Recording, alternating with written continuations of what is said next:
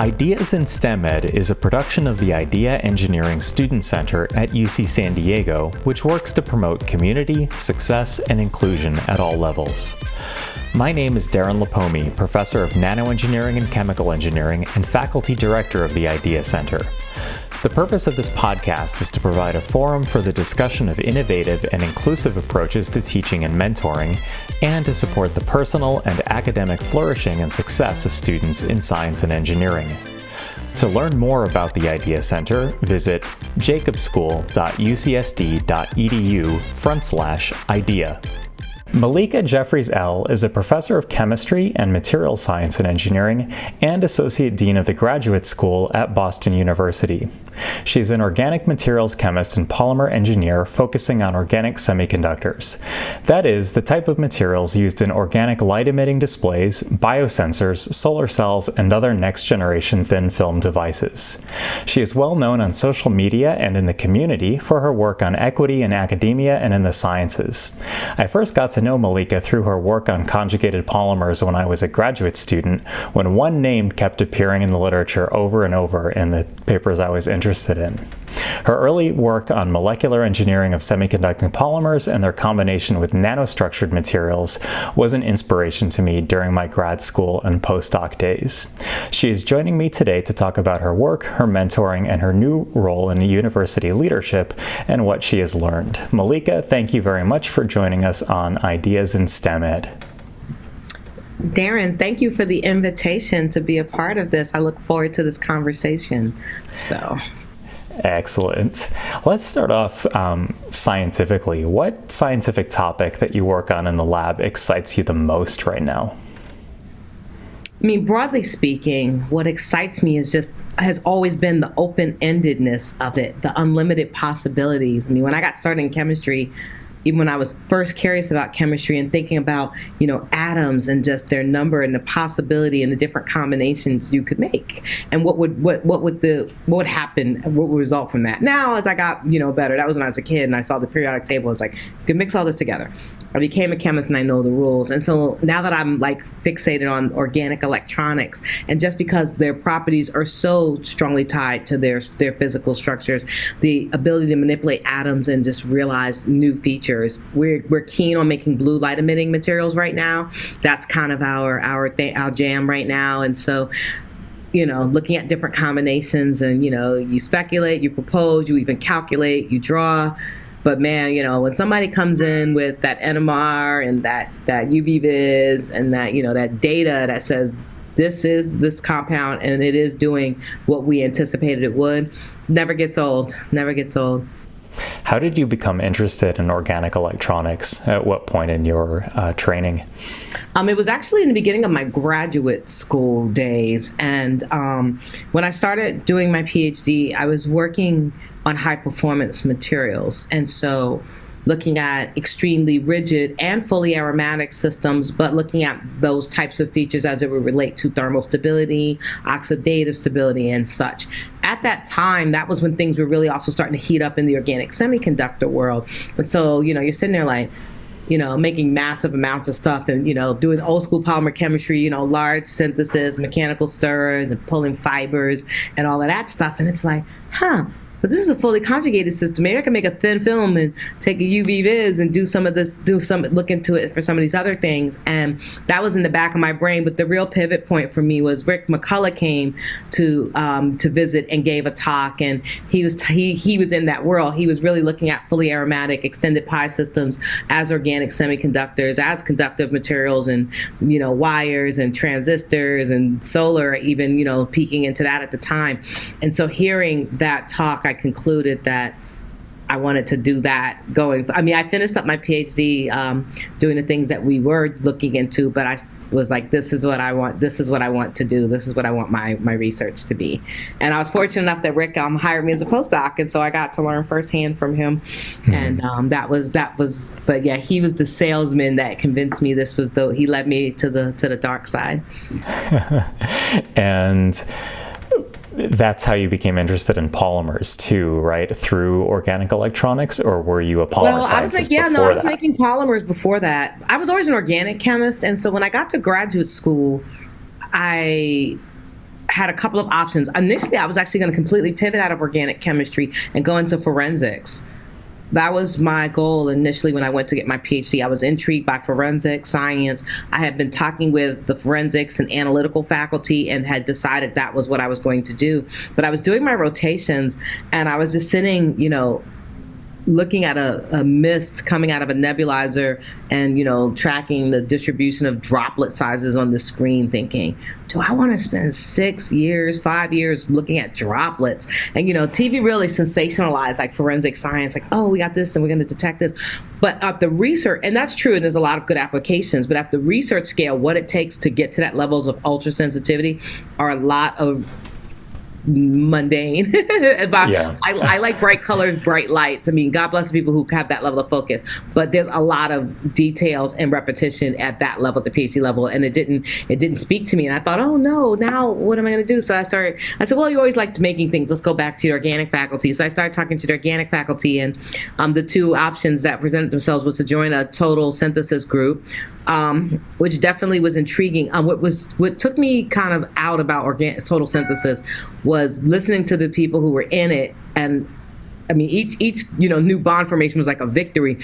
But, when you got to the end and it's like, you only have, when you're rotovapping down your NMR solvent, because that's just how little material you have left to get it all back. And, and you're doing or when you do all your characterizations and find out you have the wrong enantiomer, it's just like, oh, I was like, I don't know if I could do that. And then there was a new person who was doing polymers. And so then I joined his lab because it had the synthesis that I was interested in. It had the molecular element that I was interested in. I mean, I said I switched fields to go into the semiconductors, but making bulk polymer is kind of fun. I mean, making like large vats of polymer is actually very fun. And spinning fibers and Ubalo viscometry measurements and stuff. So that was my foray. Other than that, I had only done some, undergraduate research, just regular organic synthesis. But then I dipped into polymers and did that, and then shifted into organic semiconductors. I appreciate your description of bulk polymers and bulk materials in general. I remember when I was doing my grad school visitations, I showed up to one of my one-on-one meetings, and the PI said that, we make grams of stuff. So, chemistry to differentiate it from total synthesis, where you might rotovap down that NMR tube, and then what's left over is like a few milligrams and half of it's vacuum grease anyway. a few milligrams. It's mostly grease, and it's definitely the wrong isomer. So I just realized that wasn't for me, and so I was good with doing the organic, the high polymer stuff. That was interesting and fun, but it got much better when I went to the semiconductors. Then I realized I found my people. That was my place. Mm-hmm. Were you a chemistry major all through undergraduate? Mm-hmm. I knew I was going to be a chemistry major. I came in, even though I went to a liberal arts institution, I loved chemistry. I was always so curious about it. But then when I got to a liberal arts school, I thought, oh, well, what else can you learn? What else can you take and do? And so I took advantage of that, and I did a double major. So I was actually an Africana Studies chemistry double major. So that's not the typical combination that you see, but it spoke to me. I got a chance to really do things that I was interested in. We had just gotten a huge amount of money the university did for a museum, and I thought, I want to take classes in that building. So I'm like taking classes in African American art and history and things. I was like, I want to work in some of these other spaces, and I took advantage of my liberal arts education in that way. But chemistry was always my baby. Have you ever found that your interest in the humanities, in particular your double major, has ever informed any of your research or teaching choices? A little bit, absolutely, a little bit. Not so much in my research. I tell you where it comes into handy has actually been on the administrative side, or just even. So I was in a position where we recently started an African and Africana Studies program here at BU, and we have a director, and now they're looking to expand and add a doctoral program. And the guy comes to talk to me about everything and the benefits, and it's like, you don't have to sell me. I was actually he's trying to sell me on the importance of Africana Studies as a discipline. I was like, oh, I was a major in college, and he was like, I thought you were a chemist. I'm that too. So it's fun when you've got your dean is a random chemist, but she can actually sit on your faculty faculty search committee for Africana studies. So yeah, that's wonderful. So what led to your interest in campus leadership? I feel like it was kind of leading there without me knowing it. And then I thought, oh, well, yeah, maybe I should do this.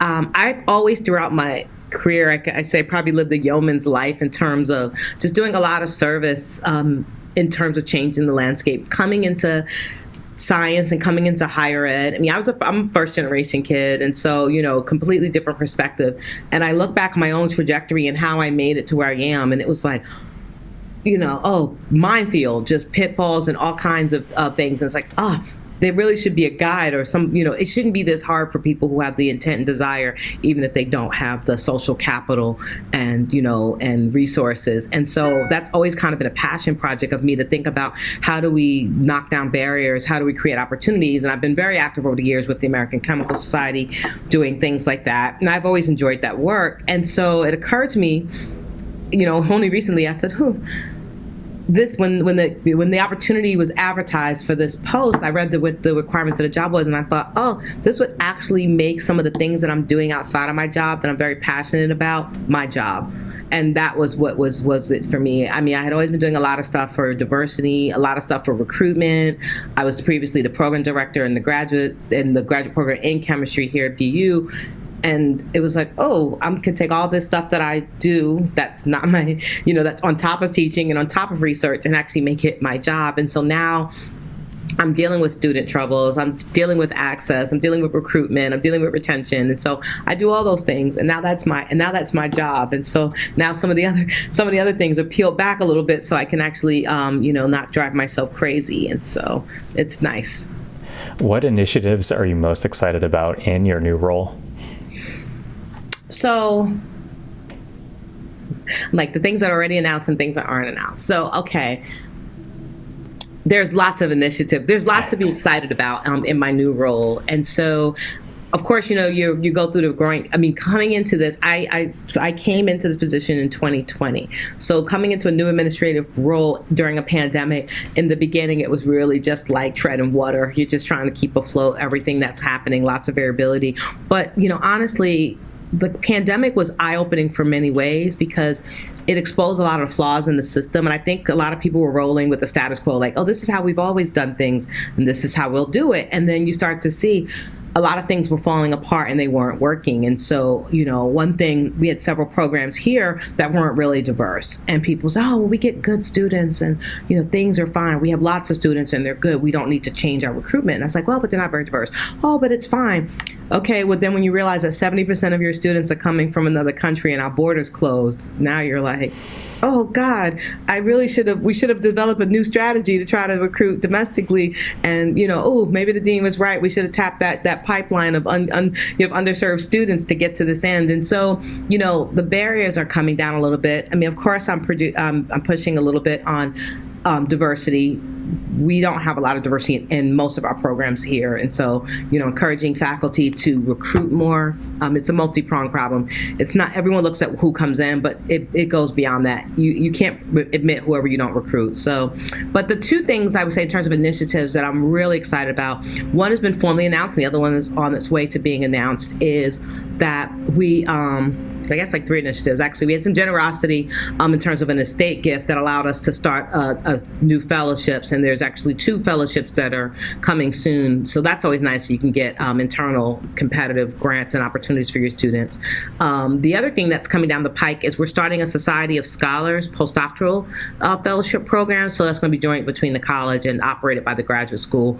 And so it's going to be an opportunity to come to BU. It's open to any discipline. And we're looking at people who want to come and not just do a traditional postdoc, like, be siloed, be in your group. We actually want to be part of a campus community. And so there'll be activities with all the scholars, regardless of their disciplines, and professional development and training, along with them doing the traditional postdoctoral stuff. So I'm really excited about the type of people we can bring. Yeah, an often neglected group too, postdocs. Yeah. Oh, well, and that's actually kind of why we went through that, because postdoc is the great unknown. Like, you talk to most schools and they have a plan. Like, how do you diversify undergraduates? How do you, diversify graduate school? But postdocs, like, well, the PIs have the money, they hire whoever they want to hire, right? And so everyone doesn't really have equal access to good postdocs. And so, quick plug, this is actually nice. And this postdoc, I think the salary is going to be like $65,000 a year. Plus relocation. So that's exciting, and it's open to all disciplines, and we're going to have a steady state. I forgot the final number, but we'll be hiring multiples each year, so there'll be a steady state, and you can stay for more than 1 year. And, it's designed for people who want an academic job. So that's coming out. That announcement's going live soon, the Society of Fellows. And the other thing I'm excited about is that I'll be launching a relocation assistance program for incoming students. And so acknowledging that, man, first generation students, by hook or by crook, they get through the undergraduate. And a lot of these undergraduate institutions do a wonderful job at supporting these students during their time. But that next step, getting out of school and getting into graduate school, can be expensive in a way a lot of people don't realize.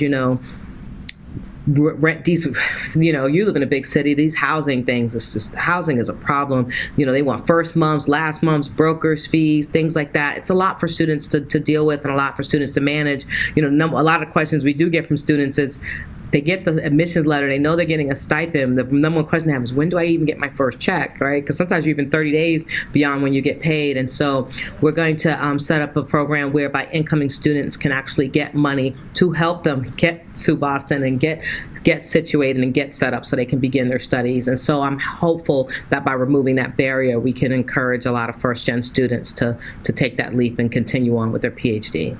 Yeah, that's wonderful. And I know a little bit about the housing situation in Boston. Actually, I did my whole undergraduate training, I think, in the building where you have where you're sitting right now. I'm in the dean's office now, but we're. Oh, okay. Yeah, I was at BU in the Mallinckrodt, or I'm sorry, not Mallinckrodt. It starts with an M. Metcalf, the Metcalf. Oh, you were at Metcalf. Yeah, I was trying to figure out if we had moved into the other building at the time. So you were in Metcalf. So yeah, I was briefly over there. So now I'm in the life sciences building. Yep, I learned. Nicer than Metcalf. Yeah, definitely. Though I learned everything I know about chemistry. 90% of what I know from in Sci 107, the lecture hall. Good times. So when you were considering a position in a university leadership, what I have found now, having one foot in student affairs and our student success office in the engineering school, is that some of my colleagues kind of poo-poo it, and they say that your research is going to suffer, and you're gonna do good work in that leadership role or that administrative role, but whoever remembers, who's doing that work anyway, are you going to get the credit for it? I wonder if you had pro-sayers and naysayers when you were making this decision, and how did you negotiate that? Absolutely. I mean, in various levels, from people who actually do have your best interests at mind, like how are you going to balance or what are you going to do, and to people who just want to, say things. But honestly, what I say is that I think it depends upon what you want. This is your career. You have to do what you want with your life and your career. I'm doing what I want in my life, my career. Arguably, if I peeled back all of the other things I did, put my head down, went 100% in and focused more on research, I would be more productive as a researcher, absolutely. But you have to think about what is it that you want for your career, the legacy you make. And I feel like, I don't know, I think the world is just going to be fine, if my H factor doesn't go up another couple of notches. I don't know. I just feel like it's just going to be okay. That's not really going to be the thing that's going to define or change the world. That for me, I feel like the impact I'm going to make is in the training of students and giving other people a chance and watching them succeed and soar. And so I think it just depends on what you want to be. People say things like that, like, oh, they always forget the administrator, or you don't matter, you don't make a difference. But, I don't think so. And often you can even run data. I mean, I was looking at data, just looking at chemistry departments, and what they had done over the years in terms of increasing diversity as it related to underrepresented minorities, even going further back as it relates to women. And you see some of the departments that have the best numbers, and almost every instance you can look at and say, LSU's at the top of the list. That was Isaiah Warner. Oh, Purdue, they had a good run. That was Joe Franz. You could point to that person who made the difference. And then if you extrapolate it further out and look at what those people they put into the world went on to do. So I don't think so. I think you have to figure out what you want your legacy to be. If you want to build, if you want to live your life such that you're, stacking up your citations and waiting, every October for that phone call from Stockholm, then that's your choice to be made. But, for me, it's when you get those email updates from the student that said, hey, I remember when, you advised me to do this, or you really helped me out. I just want to let you know I got a great new job. Or, when my students send me updates from grad all down to undergrad, people I've interacted with. And, when you get those updates and say, I stepped in, I helped out, and I made a difference in this person's life, and they're going into the world and now they're making a difference. That's just the choice that I made, And I don't know. I kind of fancy myself the ultimate B-lister. I do okay. I mean, I don't, I laugh. I say I'm probably not going to get into the National Academy of Science, but that's okay. I'm still the people's choice. Like that's I do it for the people. I love that answer, Malika. And in fact, I even kind of object to the word like administration or administrator. To me, the people that do those jobs are actually exercising just a different kind of creativity, that, creative problem solving for the purpose of helping people directly, right? And it's not, people think they're paper pushing jobs. And they're I think we really have to think carefully about the messaging we send us in the academy, because we're told, anyone who's goes through the tenure track hears, it's research, teaching, and service, and it's kind of like not an evenly distributed pie. It's like you're really going to get judged on your research, somewhat on your teaching, and don't have no service. And that people who actually do a little bit more of the others, they give you very negative. They couldn't cut it as a researcher, or they this, or and it's like, if everyone adopted this mentality that all these other things were not important, the university couldn't function. It literally couldn't function, but for individuals who do actually put in efforts in these thankless roles in some cases. And so I think we need to normalize that some people are going to demonstrate excellence in other key functions of the academy that aren't just research based, and that's okay. We need all. I mean, if everyone just I see this in some departments. You have like a committee and no one wants to be on it, or you get no volunteers, and it's like, wow, we need all kinds. I have to ask though, do you laugh at the Twitter account, the Associate Deans? Because I do. That is, oh my God! I'm like, associate deans. Who? I mean, we almost need to we need somebody to do some serious doxing and figure out who is associate dean. I think it's a collective. Like it can't, one person can't be on it that well, but it's so. You know what they say? Truth is stranger than fiction. Like the truth hurts. It is so spot on. And I always thought it was funny. And then when I became an associate dean, it was just kind of like, it's funny, not funny. Like it's not. When you're an associate dean is a difficult job. People, people who don't know will be on the outside looking in will say things kind of like, they weren't good enough to be a dean, they're associate dean. But it's like, and department heads too. It's a different job. The level of pinching, when the lower you're at the bottom, you're getting, disrespected from the bottom up and pressed from the top down. It's a very difficult job. So. How do you manage your time between teaching, research, and now your new role? So, all along I was doing research, teaching, and service, and I was doing a good job balancing those things. And I said, you have to realize how much bandwidth you have. And so when I took this administration on, I was like, I cannot do all things excellent. And so I am on hiatus from teaching right now. I said I can take on this administration, but I cannot take on this administration and teach and do research. And so I am on hiatus from teaching right now, was one of the things in taking on this role. And it makes sense because the number of hours I'm spending in this, there's just no way I could do teaching on top of it. And teaching itself is not hard, especially at this stage when you've done it a lot. We've done it several times. However, what is part is the variability, is the human factor. Do I have time to go into a classroom twice a week and teach a class? Sure. Write a few exams, hold some office hours. Could probably squeeze that in. Do I have time to answer all those student emails on top of all my administrative emails? Literally, the emails is what will kill you. I do not have time to deal with the student emails on top of the administrative emails. And it's also just a variability. When you try to set things up and be nice and structured, like, oh, if I can do this and this time and this time, maybe I can make it work. Students don't care about that. They will violate. They'll be like, but no, I want to meet at this time. Okay, but this is my administrative time. Well, I can't come another time. Or I'll just show up in your office with my backpack and sit down and start talking to you when you're trying to finish a proposal by 4 p.m. There's a recent phenomenon I've noticed where because the pandemic has normalized like professors lecturing probably in their PJ pants, and they're always at home anyway. So I'm going to ask if they can meet with me on Saturday and Sunday. I've gotten questions like that. No, you have to put up boundaries, and it was very easy to slip into that because you're working from home. And I told myself, well, I'm willing to add back in the time that I was spending commuting because now I don't have to commute back and forth and such. But you just got to put a hard stop, oh no, I'm like, it's just 6:15, like close the computer and walk away, because you'll just keep going. And, if I really feel pressed or stressed to do something, I might pick it back up after dinner and do a few more emails. But to just shut it down, I try to get, at least a couple of times a week, get a workout in. It's easier when you're working from home because you already had on workout bottoms to begin. So it's easier to just go upstairs and put on your sneakers and work out. But I try to at least carve off some time for myself, because work will expand into the space you give it.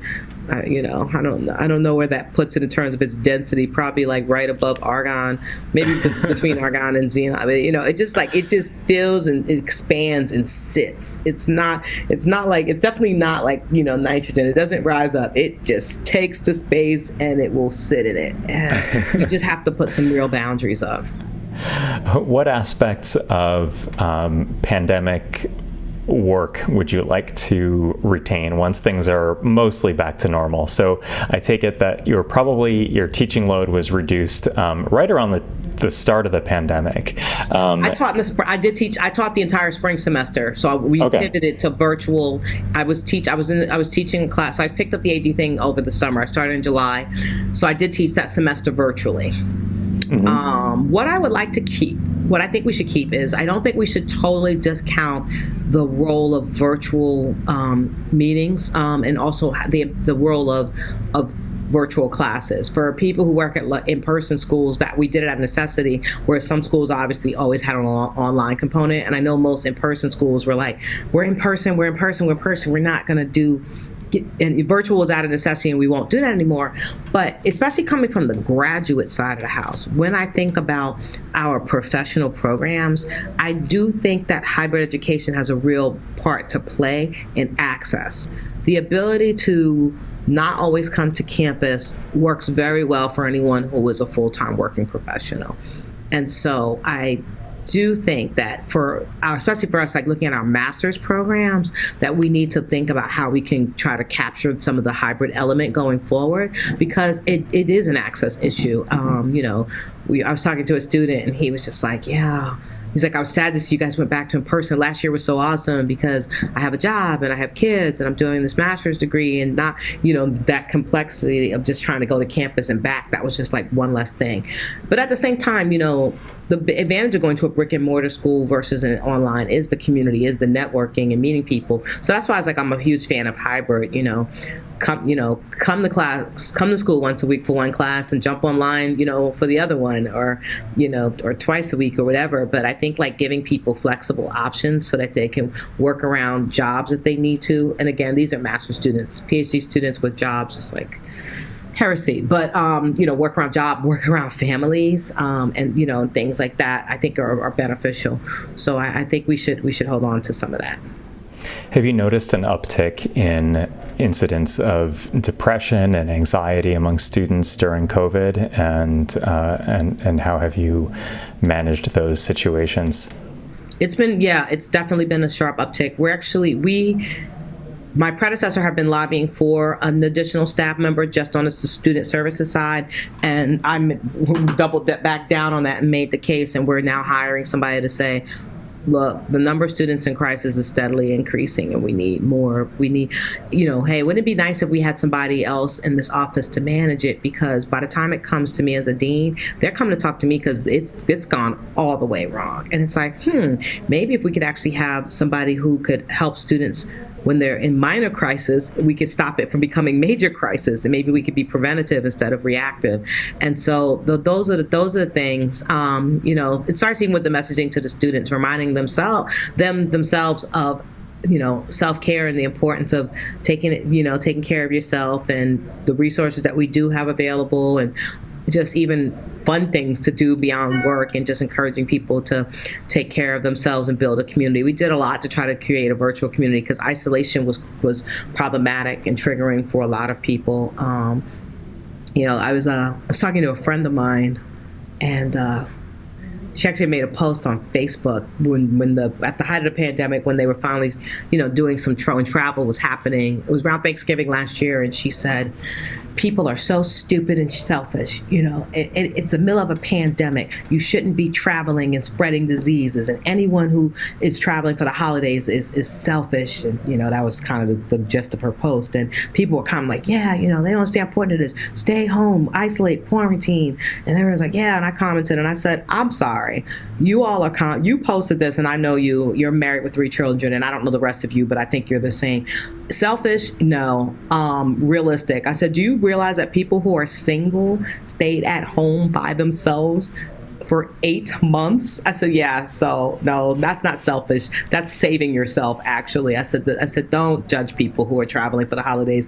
People have been living in significant isolation, And so a lot of students who couldn't travel, and people from other countries, they were given the advice not to leave. They may not be able to get back in, and it was stressful, so stressful for a lot of our students. And we just tried to check in and provide supports, provide people with resources, create fun activities and things like that to try to keep morale up despite the circumstances. So, yeah, and there's so much. There is so much sanctimony, I think, coming from certain quarters about COVID and pandemic shaming.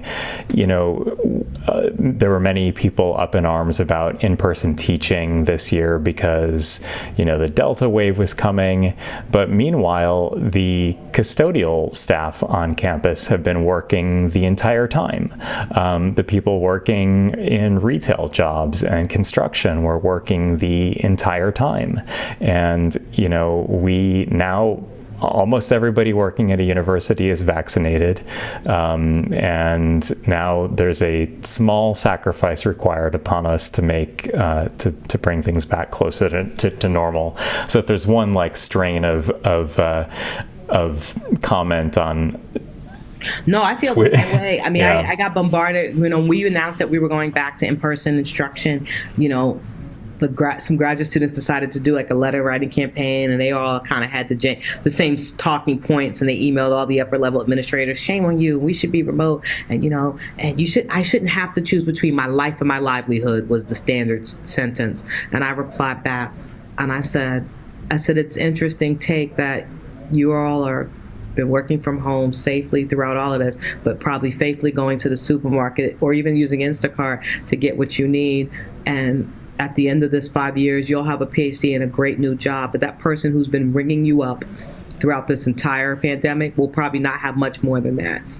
Check your entitlement and privilege. And if you really don't want to come back, you can always have you can take a leave of absence and sit this one out if you prefer, but don't. Because the flip side of it is, if we had continued remote, it was, universities took tremendous financial hits. They generate their revenue from tuition and being in person. And some people thought that was callous and calculating. Oh, they want us back just to make their revenue. They want us back to save our collective butts. Everybody will get fired. You do know if this thing goes belly up, we all lose our jobs. Yeah. People didn't even consider when things were closed, the food service workers and, people who worked anything in hospitality. Here in Kenmore Square, so many restaurants went out of business. All these people lost their jobs. And so, reopening the campus saved a lot of jobs, and a lot of entry-level jobs for the people who needed their jobs the most. So. Have you noticed a difference in the types of mental health issues faced by undergraduates versus graduate students, and the origin of those problems? Well, one thing I do notice is, and I was actually having lunch with a friend and we were joking about this, is the preponderance of graduate students who don't seem to know how to function as an adult. And I think that what happened is when they had problems when they were younger, someone else who took care of them. And now, they're at the graduate level and some of the things that present, and it's like, what? Like, where's your role in this? Like, where's your accountability in this? And it's actually just startling. And so I think, mental health issues they're prevalent in either side. But I guess to me, it's more the shocking part of how many people let something just go so entirely wrong before they ever bother to say anything. That's the part that's shocking to me. It's like, am I surprised that students have issues? No. But I am surprised at the lengths it has to go before somebody will finally take action. And even often the action is that they having parents and things call even in graduate school. And you're like, that to me is surprising, and I don't know how bad, I don't know if they also did that at the undergraduate level I know they definitely did that at high school and other people kind of magically swoop in. But yeah, it's really surprising to me how bad things will get before somebody will say something at the graduate level. It's just very surprising. And also managing potentially toxic relationships with PIs is something that graduate students tend to face. Did those problems bubble up to your office? Yes, that's what we're here for. We have to deal with various iterations of that, and of course, the pandemic. I think there are two groups of people. Some people tempered their expectations in the face of all that was going wrong, and some people kind of doubled down. You hear statements like, I know everything was closed for 100 days, but that's the but. Like, everything was, but we have PIs who we had PIs who were trying to get students to sneak into the labs and work when we were supposed to be shut down, and it's like, come on, and the students, they're like stuck between a rock and a hard place. They don't want to say anything but they don't want to they don't feel comfortable coming into work. There's a reason everything is shut down, and they don't want to say anything and get people in trouble. And it's like, okay, I think it's easy. I'll just say the custodial staff snitched. Say, I've told that your lab is occupied and running and the building's supposed to be closed. Please explain. Yeah, and amazingly, half of university labs were apparently working on antiviral research in order to circumvent occupancy limits. Oh, you heard about that, right? Yeah. Yes. That was like, what is up with that? People were saying that, like, oh, we're doing COVID research. I'm like, why can't you just be like normal people and write a review paper and do some calculations? That's what we did. Yeah, exactly. I once did. Just like, all right, let's crunch some numbers. Let's get caught up. Let's rewrite let's rewrote our SOPs. Let's do all this stuff, this nonsense stuff that we don't have time to do, that just kind of just keeps getting pushed down because everyone's trying to do the wet work. It's like, let's do some housekeeping. And it did, it took a hit, but again, tempering your expectations. We took a hit. We lost a lot of time in the lab, but I wasn't going to compromise the safety of my students for the sake of getting a few more experiments out. Like, oh my God. Mm-hmm. What does imposter syndrome mean to you, and have you ever experienced it? So when I think about imposter syndrome, it's the feeling that you don't really belong where you are. And I have experienced it at various stages. But I've also managed to push forward. So I feel like the bigger the forum, and you kind of like look around, it's like, like maybe I'm not supposed to be here. And so you just kind of have to reconcile that with yourself and just kind of take a minute and just like, let me just sit for a second and think beyond the superficial. Because you might go someplace. For me, traveling in this scientific space as a woman, as a Black woman in a field where there aren't very many, and you find yourself in these situations and you look around and it's like, okay, it's this guy, and me. And then you're like, okay, maybe I shouldn't be here. And then it's like, but you are here. You didn't crash. You were asked to be here, which means you're supposed to be here. And then you just take a step back. Now, why might they ask you to be here? And, 9 times out of 10, it's because you surround yourself with people who actually value the importance of different perspectives and different information, But I get that. And, sometimes you can perpetuate imposter syndrome on yourself, and sometimes other people perpetuate it. Why was she asked to keynote? Or, how come she was invited and not me? Or, and sometimes people will perpetuate that onto you. But I've learned over the years not to pick up other people's baggage. So I'm like, well, I kind of know why people invite. I kind of could surmise why I may have been asked to speak on this occasion, and I'm just gonna sit in that. So. Mm-hmm. In what circumstances do you feel like an insider? In what circumstances do I feel like? I like that question. I haven't had it before. Do I feel like an insider? I almost always feel at home, or I feel like an insider whenever the metrics aren't just technical. So I guess when you operate in the science space, and again, when everyone's got this measuring stick of, how big is your lab and papers you publish, yada, yada, yada. And you're like, okay, we're going to do that game. But when it's really just about the work at hand, like, what are we doing? Like, we're here to work, how we're going to get things done. I feel right at home because I know what I bring to the table. I know what I can and can't do. And I roll up my sleeves and settle right in. That's great. And I think in the field that you and I work, it's like we're outsiders scientifically to our departments, but we're very much insiders to our scientific community. So when I started my faculty position, Quinn Wynn, she told me that as a researcher in organic electronics, you'll never have a home because you're not quite a physicist, not quite a material scientist, not quite an electrical engineer.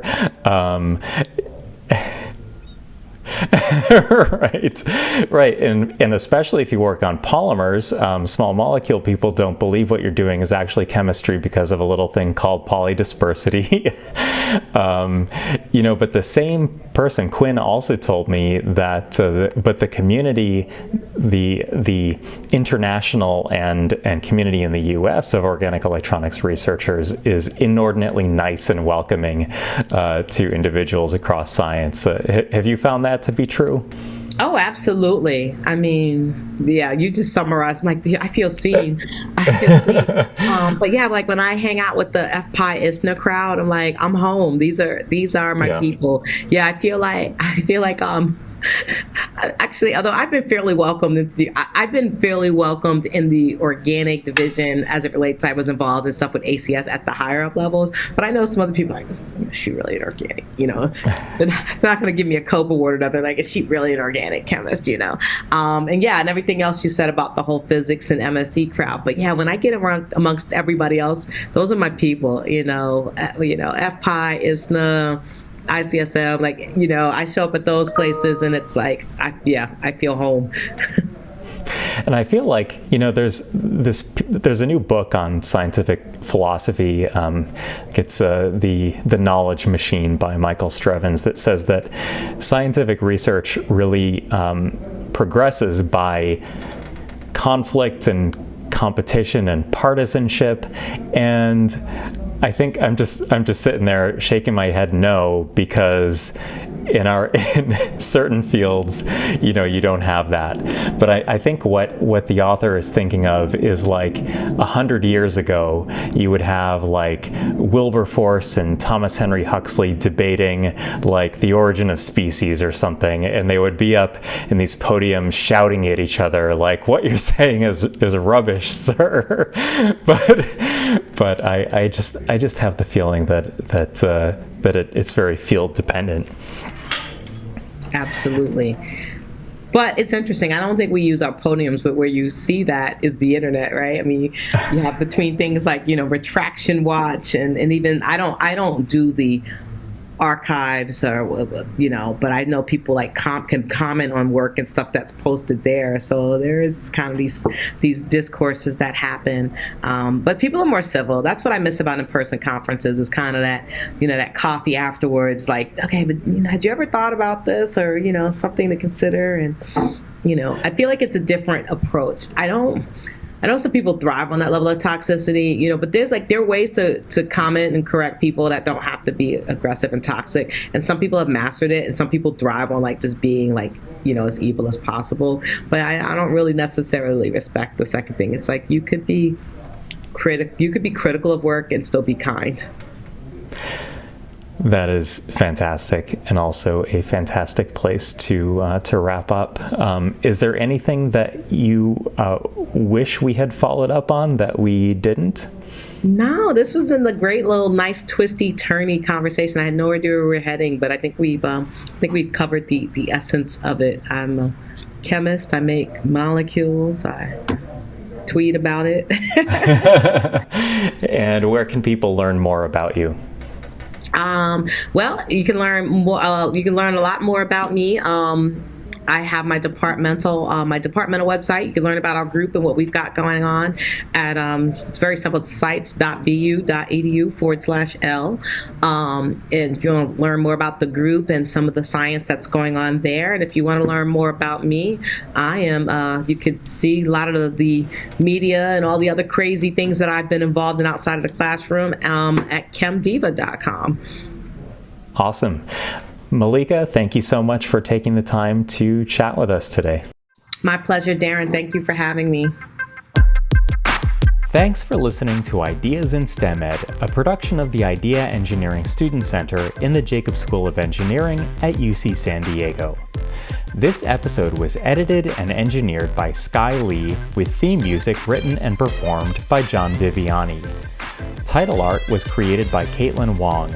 Special thanks to Sarah Eckert for guest booking and marketing. The Idea Center works to promote community, success, and inclusion at all levels. To reach us for guest suggestions and other feedback, please send an email to ideadirector@eng.ucsd.edu. And to learn more about our programs, visit jacobschool.ucsd.edu/idea. As a final note, the views expressed by me or the guests do not necessarily reflect those of the Idea Center, the Jacobs School of Engineering, or UC San Diego. See you next time.